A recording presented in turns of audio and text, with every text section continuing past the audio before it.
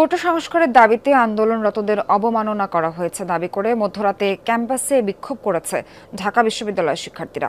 গতকাল রাত 10:30 টলারেন্সের কথা বলেছেন, তবে কালকে যেভাবে শক্ত করে উনি বলেছেন এটা আমার জন্য একটা বড় পাওয়া, কারণ এই যুদ্ধটাই আমি করতে করতে আজকে সংসদ সদস্য হয়েছি। বিরুদ্ধে মুক্তিযোদ্ধাদের বিরুদ্ধে কথা বলার অধিকার তাদেরকে দিয়েছে। যে মুক্তিযোদ্ধা বললো, আমি তার সাথে সম্পূর্ণ একমত যে তার জীবনে কষ্ট করেছে। মুক্তিযোদ্ধার নাতি সে ভোট দিয়েছে মুক্তিযুদ্ধ কোটা ইউনিভার্সিটিতে, উনিও বলেন কোটা থাকবে না। তো বেটা তুই তাহলে পদে চলে আয়, পড়াশোনার দরকার নাই।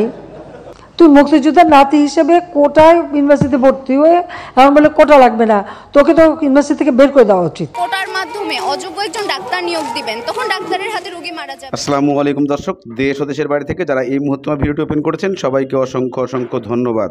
দর্শক, প্রথমেই শিরোনাম দেখেছেন, এখন দেখবেন বিস্তারিত। তার আগে কিছু মন্তব্য এবং কিছু প্রকার আপনাদের সামনে আলোচনা করা হবে। কেননা প্রথমেই আপনারা দেখেছেন যে ব্যারিস্টার সুমন বলেছে, মাননীয় প্রধানমন্ত্রী যদি এই ক্ষমতা এবং এই সব কিছু বুদ্ধি এবং যে সমস্ত কথা উনি গতকালকে বলেছেন, এইরকম ক্ষমতা যদি আমাকে আগেই দেওয়া হতো তাহলে আমি কয়েক মাসের মধ্যেই বাংলাদেশকে দুর্নীতিমুক্ত করতাম। ব্যারিস্টার সুমন আরও বলেন, মাননীয় প্রধানমন্ত্রী এত শক্তভাবে যদি আগে বলতো জিরো টলারেন্স থাকবে, যেমন কোটা আন্দোলনের ছাত্রীদেরকে যে উদ্দেশ্য করে বলেছেন, যে ভাষণ দিয়েছেন, এরকম কথা আগে যদি আমি ব্যারিস্টার সুমন আমাকে বলতো তাহলে দেশে আর কখনোই এই দুর্নীতি করতে দিতাম না। ক্ষমতা থাকতে আমি মরে যাব তবুও দুর্নীতি করতে দিব না। এদিকে কোটা আন্দোলনের ছাত্রীরা যে মন্তব্য করেছেন মাননীয় প্রধানমন্ত্রীকে নিয়ে, সেগুলো আসলে মেনে নেওয়ার মতো না।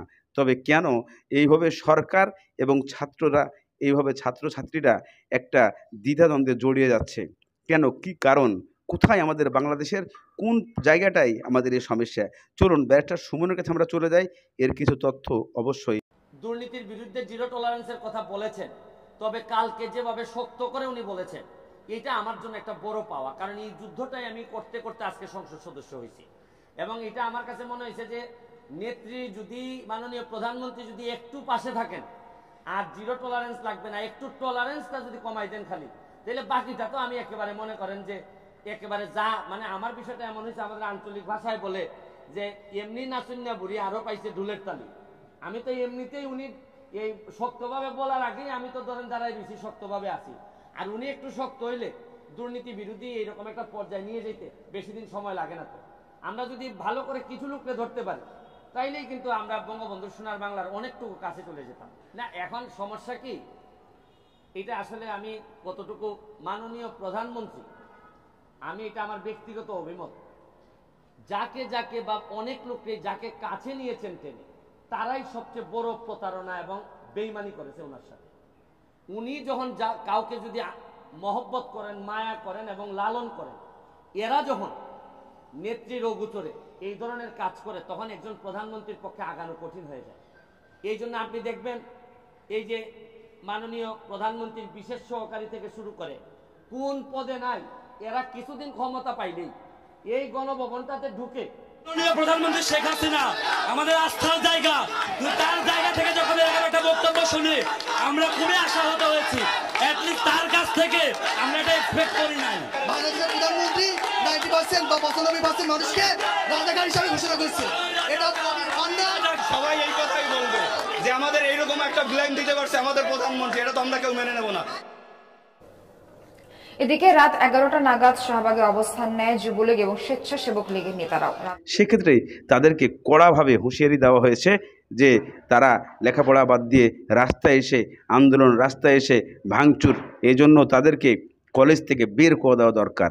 এই কথাটা কতটুকু যৌক্তিকভাবে বলেছে, চলুন আমরা সেই লাইভটা শুনে আসি, তাহলে বুঝতে পারবো প্রধানমন্ত্রী কি বলেছে। চলুন। মুক্তিযুদ্ধের বিরুদ্ধে মুক্তিযোদ্ধাদের বিরুদ্ধে কথা বলার অধিকার তাদেরকে দিয়েছে।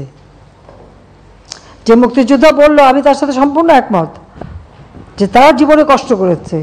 মুক্তিযোদ্ধার নাতি সে ভোট দিয়েছে মুক্তিযুদ্ধ কোটা ইউনিভার্সিটিতে, উনিও বলেন কোটা থাকবে না। তো বেটা তুই তাহলে পদে চলে আয়, পড়াশোনার দরকার নাই।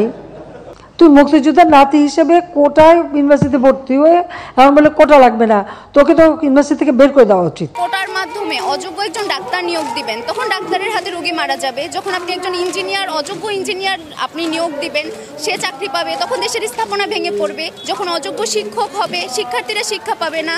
অযোগ্যরা যখন দেশের বড় বড় জায়গায় যাবে, দেশ দুর্নীতিতে ভরে যাবে, তারা সঠিক সিদ্ধান্ত নিতে পারবে না, দেশ নষ্ট হয়ে যাবে, দেশ স্বৈরাচারে ভরে যাবে। আমি যদি প্রথমে কোটার সংজ্ঞায় যাই, কোটা হচ্ছে যারা অনগ্রসর জনগোষ্ঠী তাদের জন্য। স্বাধীনতার 53 বছরে এসে মুক্তিযোদ্ধার পরিবার বা তাদের নাতি নাতনিরা অনগ্রসর জনগোষ্ঠীর আওতায় পড়ে না যে তাদের কোটা প্রয়োজন হচ্ছে। স্বাধীনতার 53 বছরে মুক্তিযুদ্ধের পরিবারকে এই 53 বছরে যত ধরনের সুযোগ সুবিধা দেওয়া হয়েছে, এরপরে কোনোভাবেই মুক্তিযোদ্ধার পরিবার অনগ্রসর নয় যে তাদের কোটার প্রয়োজন হবে। কিন্তু বললাম প্রধানমন্ত্রী